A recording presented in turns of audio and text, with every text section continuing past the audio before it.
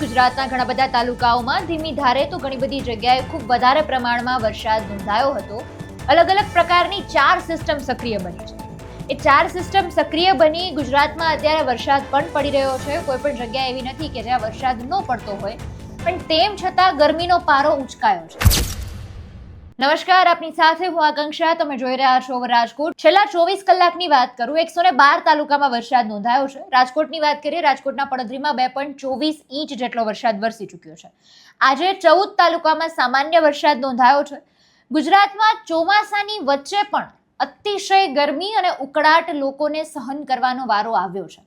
કારણ કે તમે પણ અનુભવી શકતા હશો કે વરસાદ આવે છે, થોડી વાર માટે ઠંડક પ્રસરે છે, પણ તેમ છતાં જે એક બફારો છે, ઉકળાટ છે, એ દૂર નથી થતી. કારણ કે ગુજરાતમાં સતત તાપમાનનો પારો પણ ઉંચકાઈ રહ્યો છે. એટલે આ બહુ અઘરી પરિસ્થિતિ ગણી શકાય. કારણ કે એક બાજુ વરસાદ આવે તો ઠંડક વાતાવરણમાં આવી જાય, બીજી બાજુ અચાનક ગરમ વાતાવરણ થઈ જાય તો આવી ડબલ ઋતુમાં રોગચાળો પણ ફાટી નીકળવાની શક્યતાઓ વધી જતી હોય છે. ગુરુવારે રાજ્યના મોટાભાગના વિસ્તારમાં મહત્તમ તાપમાન સામાન્ય કરતાં ઊંચું રહ્યું.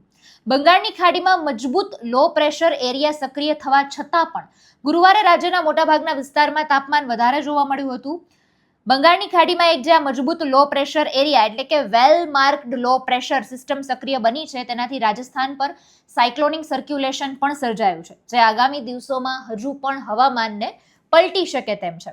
જૂનાગઢ શહેરમાં બીજા દિવસે પણ વરસાદી રસ્તાઓ પર પાણી ફરી વળ્યા હતા. વરસાદથી ખાસ કરીને મગફળી અને કપાસ જેવા જે મુખ્ય પાકો છે તેને ભારે ફાયદો થવાનો છે. આમ તો હવામાન વિભાગે આગાહી કરી હતી કે વચ્ચે મેઘરાજા લાંબો વિરામ લઈ શકે તેમ છે, પણ તેના કારણે 1-2 દિવસના વિરામ પછી તરત જ વરસાદી ઝાપટું જોવા મળ્યું હતું. એટલે ખેડૂતોમાં ખુશીની લહેર જોવા મળી.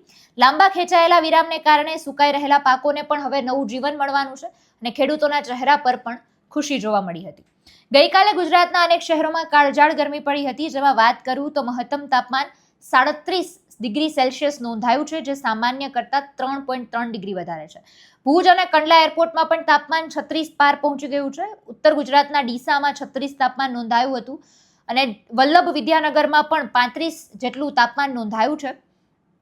ગુજરાતમાં સવારના 6 થી 8 વાગ્યાની વચ્ચે પણ ઘણા બધા તાલુકામાં અને ઘણા બધા જિલ્લામાં વરસાદ નોંધાયો છે. અગત્યનું એ છે કે અત્યારે ડબલ ઋતુ જોવા મળી રહી છે. બેવડી ઋતુના અનુભવમાં ખાસ જેટલા પણ સિનિયર સિટીઝન્સ છે, વડીલો છે, વૃદ્ધો છે, પ્રેગ્નેન્ટ મહિલાઓ છે અને બાળકો છે, આ બધાએ પોતાના સ્વાસ્થ્યનું ધ્યાન રાખવું પડશે. કારણ કે મોટા ભાગે શરદી છે, તાવ છે, એના વહારા પણ આમાં વધી જતા હોય છે. એટલે ખાસ એ બધી બાબતનું ધ્યાન રાખો, સાવચેત રહો, સતર્ક રહો. અને આપ કયા વિસ્તારમાં રહો છો, કયા જિલ્લામાં રહો છો, ત્યાં કેટલો વરસાદ પડ્યો છે, જરૂરથી અમને કમેન્ટ્સમાં જણાવજો. હવામાન વિભાગની બધી જ અપડેટ્સ અને વરસાદના સમાચાર મેળવવા માટે જોતા રહો અવર રાજકોટ. નમસ્કાર.